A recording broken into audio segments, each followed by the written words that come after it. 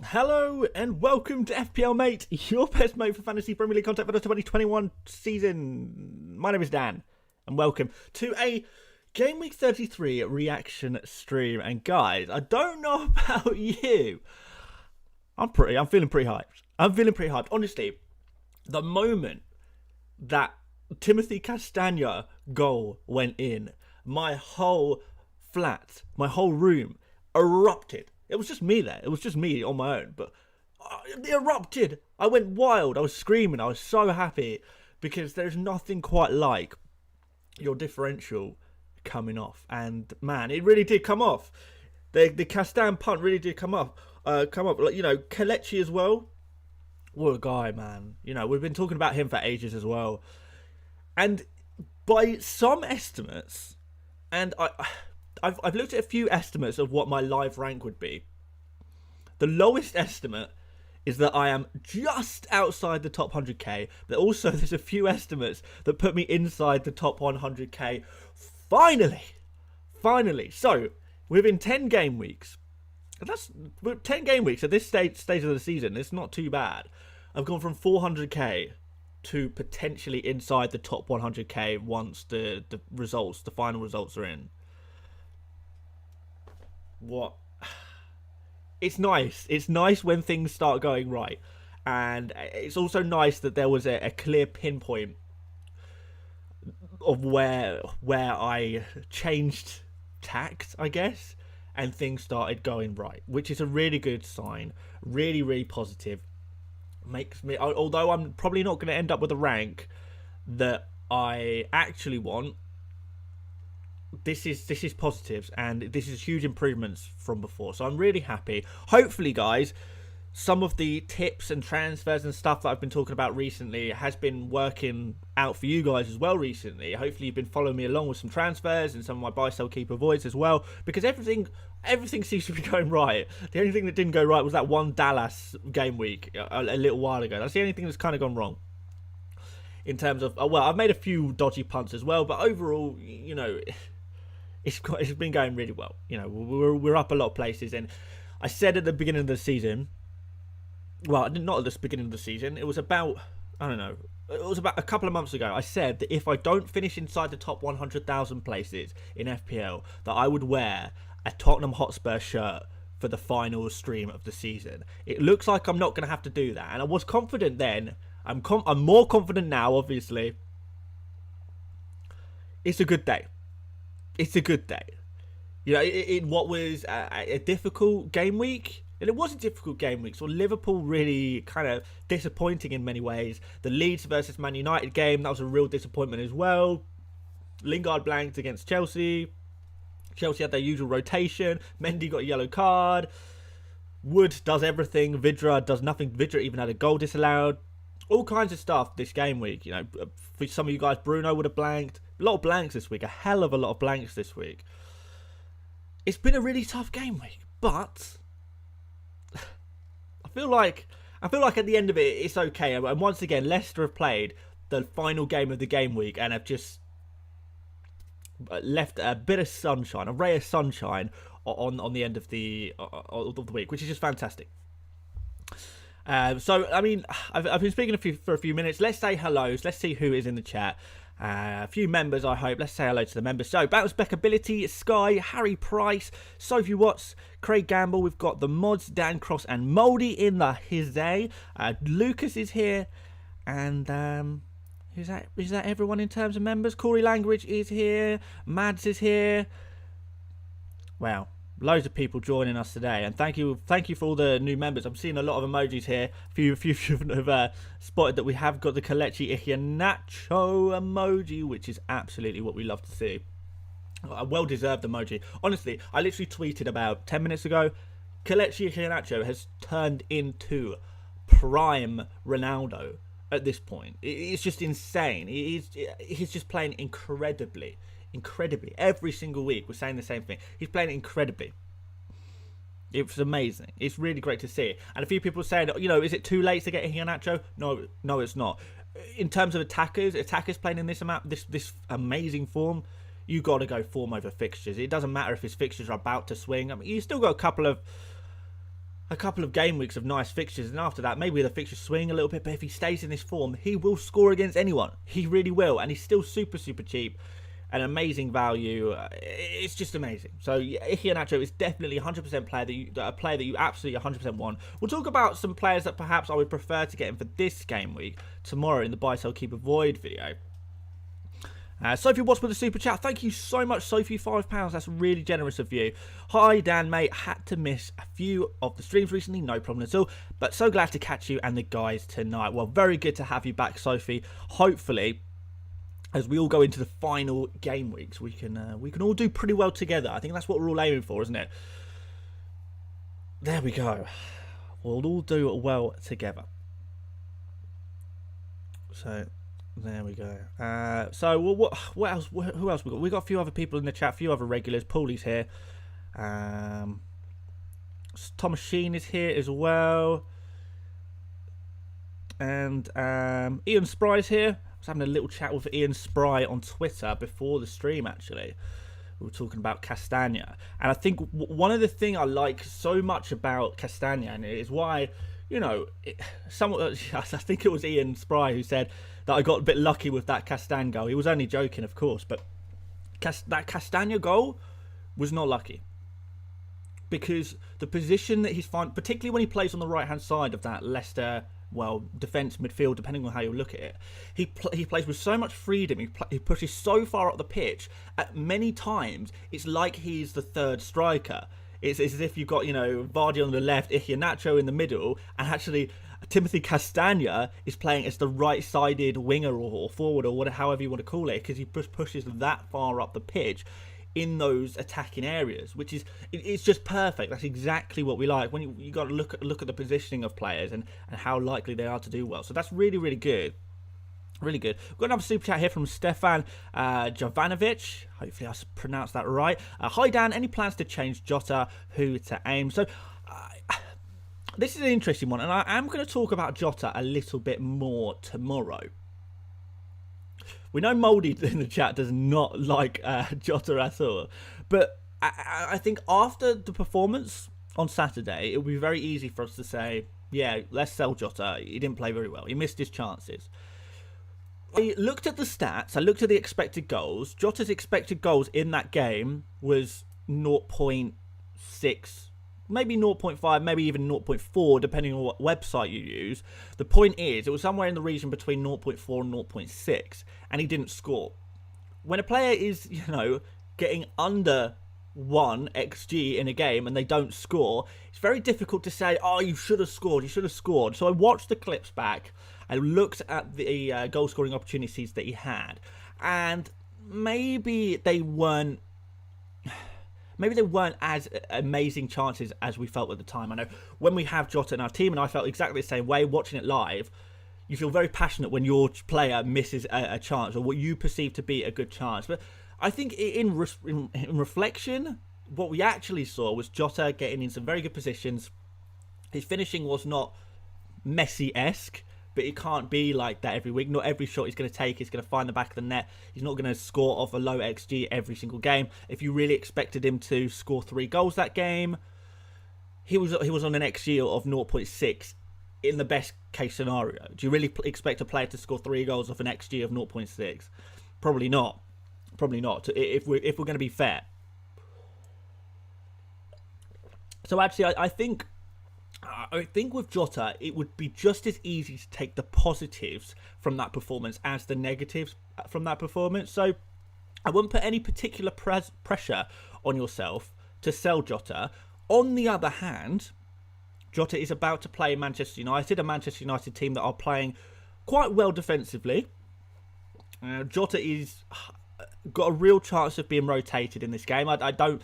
If I had to guess, I would say that Jota perhaps is benched. Remember, Jota has got an incredible record off the bench, so that's not really necessarily the be-all and end-all of it. So I would say that if you have other areas of your team that you're concerned about, I don't think there's any problem with keeping Jota. I don't think he's a must-sell at all. I really don't. But at the same time, if you've got some very specific transfer plans, you've got a player you really want to bring into your team, then okay, maybe you can sell Jota. But I don't think he's an absolute must-sell. I don't think it's an absolute must-sell by any stretch of the imagination. Liverpool match, Akeen here says, Liverpool match was so frustrating, they gifted Dubravka man of the match. Yeah, maybe. The thing is, you could say Dubravka had an absolute worldy game, but Liverpool, a lot of their shots weren't even on target, to be fair, which probably should have been shots on target on another day. So, I don't know. Sky says, would you ever want to sell Liverpool or United attackers with it being a derby? Maybe. The thing is, a lot of the matches between big teams this year have been very low scoring. So I wouldn't say, just because it's a big derby game, there's going to be plenty of goals, because typically this season that hasn't necessarily been the case. I can't predict it, of course. I do think there are definite...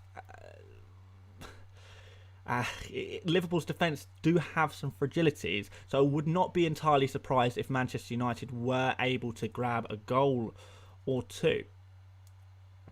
Liverpool, on the other hand, I don't know. Manchester United have been defending quite well. Liverpool have been pretty wasteful in front of goal. If we're real, it's difficult to call. I don't think. Remember, after this game, Liverpool's final 4 fixtures are just plain sailing. I mean, let's have a look. I'll show you them on screen right now. Liverpool's fixtures after this Manchester United game are quite incredible. Southampton at home. We know what Southampton are like defensively. West Brom away.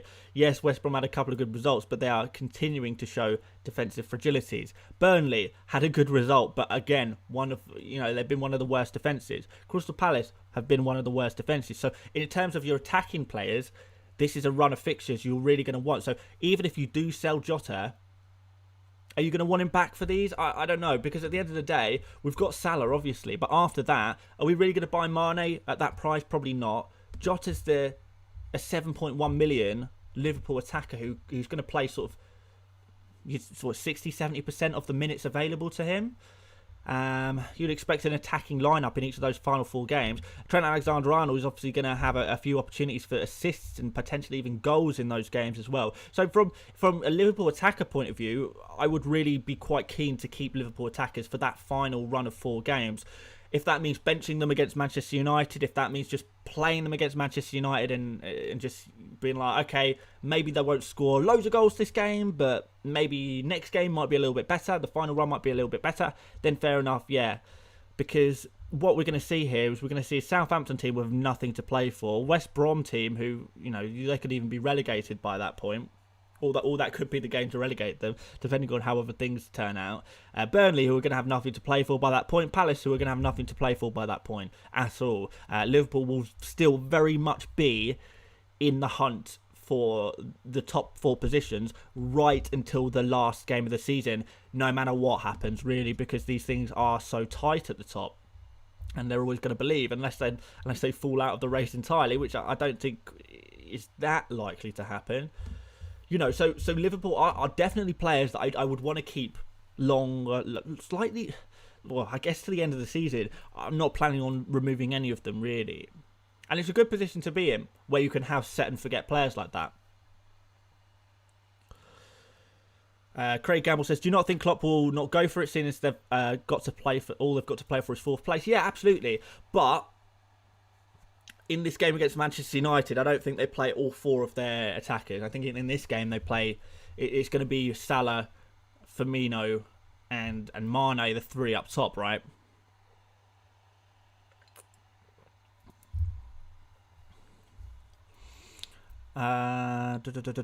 Bill Calper says, hi Dan, you deserve to be in top 80k. I hope so. Top 1% finish is an absolute minimum for me.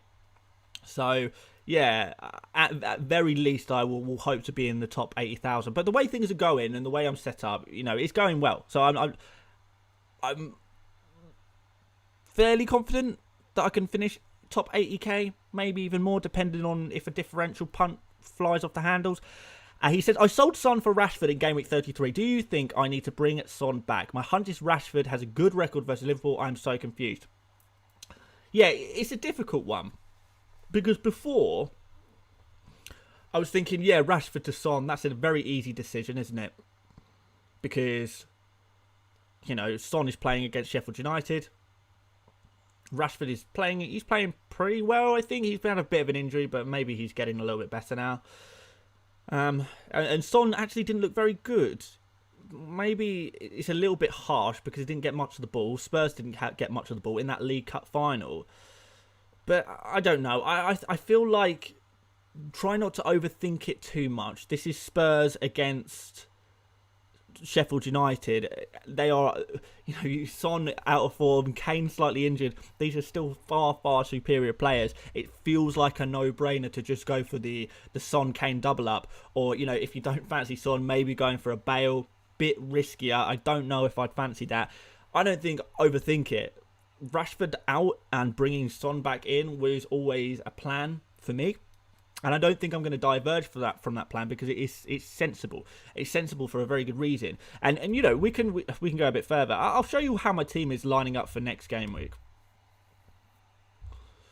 Well, as things stand, because I'm not 100% sure if I'm honest. So you'll have to imagine that Rashford is Son because that's the would-be transfer, right? So I drop Alexander-Arnold to the bench, which, to be fair, Alexander-Arnold probably isn't going to be on the bench come the end of the game week because Sanchez, is he going to play? Probably not. Probably not. But I've got him there. I've got Sanchez on the pitch just in case he does play, in which case there's a pretty good chance of a clean sheet there. Unless you're Brighton and refuse to play by the rules of XG, you're probably going to have a clean sheet against Sheffield United, right? So Sanchez stays. Castan, legend. Sure, I genuinely do think that Manchester United have a better chance of a clean sheet than Liverpool do. I also think that Liverpool are less likely to score goals. Therefore, in this particular game, I would say that Shaw is a better asset than Alexander-Arnold. Sort of based on where each of the team is at. I also think Alexander-Arnold, when we're talking about Manchester United, a long ball counter-attacking team, is Alexander-Arnold going to have as much freedom to go forward? Maybe not. Is he going to get exposed if he does get forward? Probably, So, I do prefer Shaw for this game. But in reality, Sanchez is most likely not going to play for Spurs anyway, and Alexander-Arnold will come in. That's just how I'd laid it out. Jota drops to the bench because I don't think he's going to start. And although Jota has a very good record from the bench, I don't think that... I just don't see how he's going to be able to be that much of an impact if it's a situation where Manchester United are winning against Liverpool. Jota comes on as an impact player. I don't really see how or what impact he can make against that team. So I don't know. Obviously, I'm far from finally decided. This is just my bust team. This is just something I just laid out in front of me as soon as the deadline passed, basically. So just in case, So, yeah, I just feel like Liverpool watching their finishing, watching Manchester United's defending, looking pretty good, watching Liverpool's defending, being put on the rocks by Newcastle. I just think that Manchester United have got a much better chance of a clean sheet. So we can look at attacking potential there. You'd say Alexander-Arnold's slightly better for attacking potential, but maybe not in this fixture. I don't know. That's just where we're at the moment. But Alexander-Arnold will probably play anyway, so who cares? Yeah, the interesting thing is starting Vidra, I guess, ahead of Jota, because Vidra is kind of my backup man. But Vidra, I feel like, was really unlucky not to get any goal involvement. I thought Burnley played really well. I thought, how can you not say they played really well? They won 4-0. They played fantastically. Vidra, unlucky not to get goal involvement, had a goal disallowed. West Ham are still not doing it for me defensively. They're not doing it for me at all defensively. I've said this for weeks and weeks and weeks. I stay on that opinion. Quick super chat here from Janina77. Let's go for that one. Castagna, the GOAT. Casual top corner finish with his left. Yeah, no, he's insane. He's insane. Thank you very much for the super chat. But yeah, no, the guy is wicked. He's awesome. So I'm so glad to have him on my team,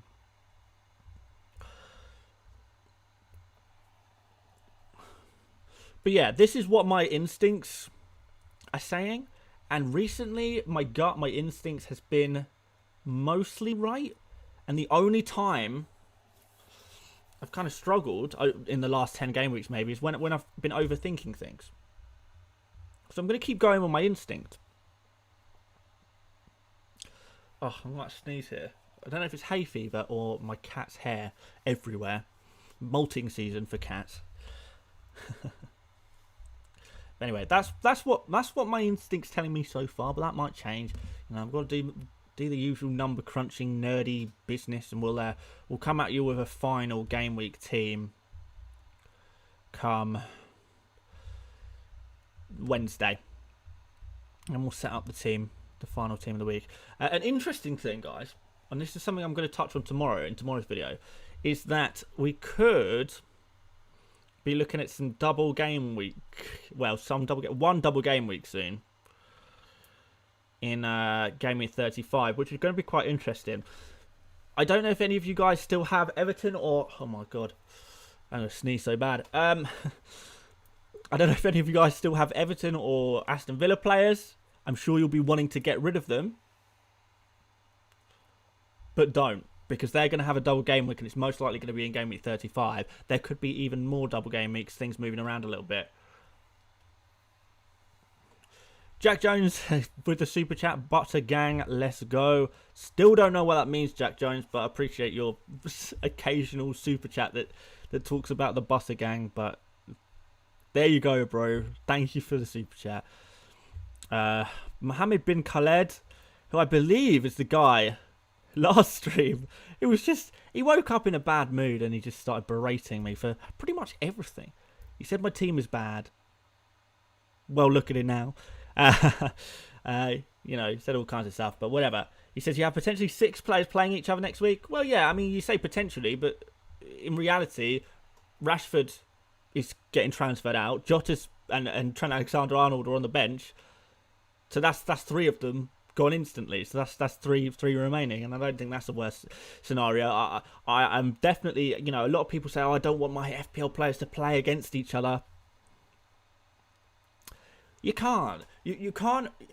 If 2 teams are in good form and have a good run of fixtures, but one of those fixtures they play against each other, you can't destroy your entire team just because you don't want your players to play against each other. Sometimes you just have to take the L for some of your players for some game weeks. You know, Lingard was against Mendy last game week. Am I going to transfer out Lingard or transfer out Mendy just because they're playing one another? Absolutely not. That would be a very, very stupid thing to do. Just hold them. But anyway, yes, in terms of Aston Villa and Everton, could be looking at a game week 35 double. There also could be a few other teams having their fixtures moved around a little bit. And this is only going by what I've seen from Ben Krellin. If I'm completely honest, I don't understand this one. Maybe I should bring it up on Twitter. I don't fully understand why this one's happening. But there could be some fixture moves. So let's head over to the Genius Twitter account of Benjamin Krenjamin. And show you what I mean, because I do think this is something that we should strongly be thinking about. It's all I've been thinking about today in terms of working out my my transfers. And although this is far from confirmed, it is still something to be aware of. So let's get the legend himself up on screen, and you'll have to excuse the lag. I'll keep waffling.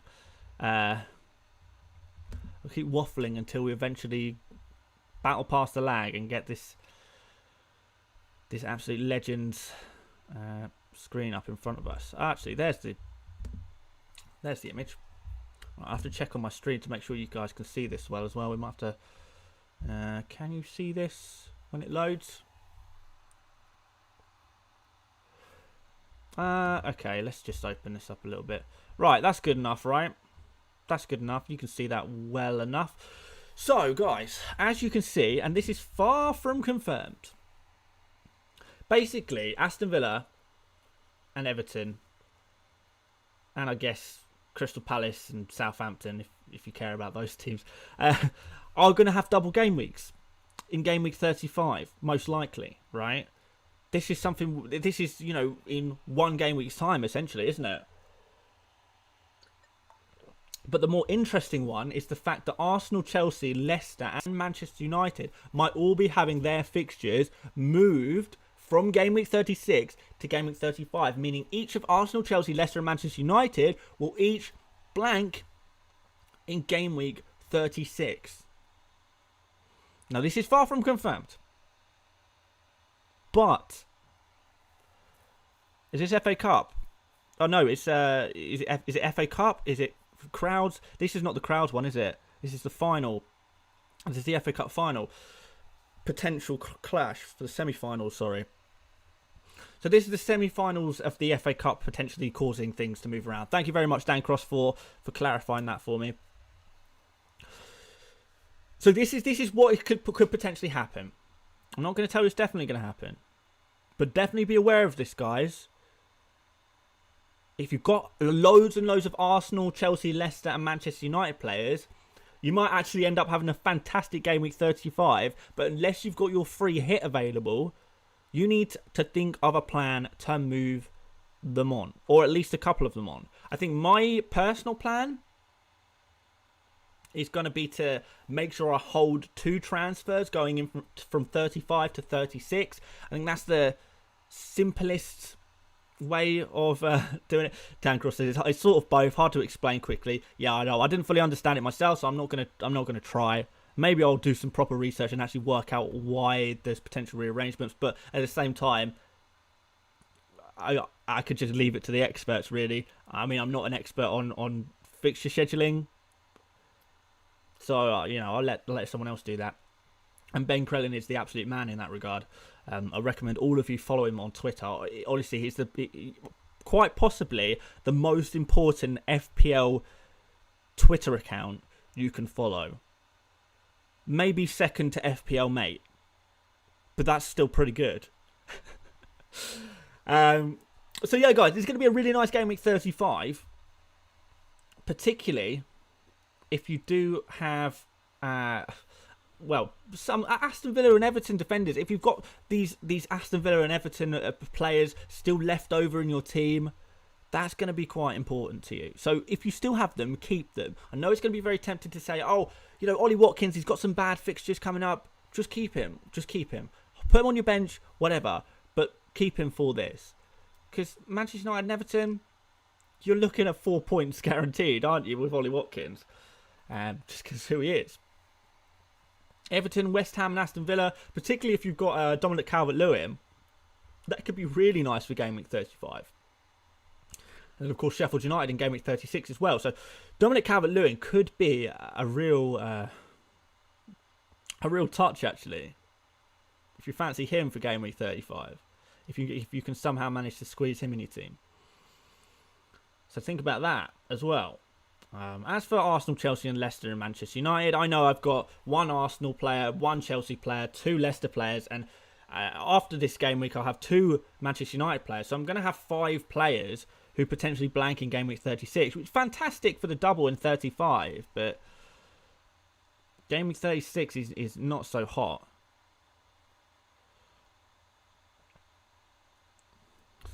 Dan Cross says basically the whole of 37 might be Game Week 37 might be moving to allow every team to have a crowd at the end of the season, but this would be midweek when FA Cup final clashes were due to be played, so they need to play these earlier. Okay, yeah, that's complicated. yeah, I kind of get it, and I kind of half got it before. I knew that it was a case of moving fixtures. Something to do with allowing teams to have a crowd. Something to do with FA Cup. Someone else put the rest of it together. The hows and the whys are kind of irrelevant to us lowly humans. We just care about when are the doubles going to be, when are the blanks going to be. And this is basically the best answer that anyone's come up with so far, right? So, yeah, just wanted to flag that up with you guys who are loyal on the streams. Deserve the best information I can possibly give, even if it isn't necessarily my information to give, and that's that. So yeah, looking at my team, obviously Rashford's going to be out, but then I've got to think about moving 2 players out from between game week 35 and game week 36, where there might be blanks in game week 36. So how am I going to do that, basically? Don't know yet. Figure it out. I'm just going to basically pick 2 players. Most likely Castagna will be one of them. Mostly because his fixtures badly swing after that anyway. You know, game week 36, 37, 38, his fixtures were never going to be good anyway. So that's a pretty easy transfer out to me. And then the other player, I don't know who it'll be. I'd probably keep Iheanacho in because of form over fixture for these attacking players. There will be argument to take Greenwood out, I suppose, or Shaw, or Rashford, or, you know, maybe just play it simple, take out Cedric since he never plays for me anyway. But then I'm going to be pretty defence heavy in that game week. So I don't know. Dan Cross says, in my opinion, unless you have the free hit, the doubles don't look amazing. Yeah, I definitely would not play towards the doubles other than maybe Dominic Calvert-Lewin, just because he does have good fixtures after that anyway. The other players I probably would not bother with. Maybe you go for an Aston Villa player, but definitely don't. I'd be very... If you're going to be bringing in more Manchester United, more Leicester, more... you know, Chelsea or Arsenal, then that's kind of problematic, isn't it? Because it's going to end up really stitching you up in game week 36, and it's not, and it's not going to be worth it. You know, it just won't be worth it. So I think the best thing to do is just carry 2 transfer. I mean, it's the simplest tactic and the simplest of Occam's razor. The simplest available tactic is perhaps the best. I know that's not exactly what Occam's razor means, but you know, so there's an interpretation. The most simple solution might be the best one. Take 2 transfers from between game week 35 and 36 and remove 2 of those doubling players and replace them with 2 non-blanking players, I guess. Those of you who have a free hit have a few more options. You could potentially free hit in game week 35, or you could double down on the players doubling in game week 35 and then play your free hit in game week 36. Might be quite nice. You could target a few Everton players, then you wouldn't have to keep the Everton players in long term in game week 36. Do something like that. I'm not sure what other fixtures there are that stand up in game week 36 off the top of my head. I think Leeds' fixtures swing at that point, I think. Can't remember who they play in that game week, but their fixtures do swing in that game week. So there's a few nice options. Of course, you'd still want your triple Liverpool there, perhaps, wouldn't you? So that could be nice. That could be a nice opportunity to free hit in game week 36 if you still have your free hit. Most of us don't.